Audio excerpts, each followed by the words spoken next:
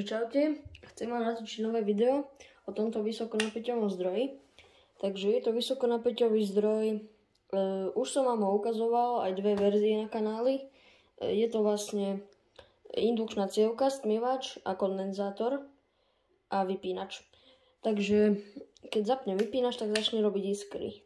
Teraz je to nastavené na najväčšiu vzdialenosť, ale dáme to menej a idem vám ukázať iskry. Takže som vypol svetlo, aby bolo lepšie vidieť.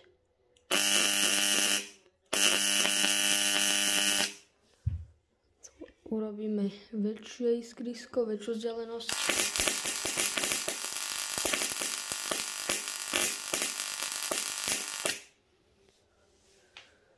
Takže to boli iskry a ešte vám dám spomalený záber.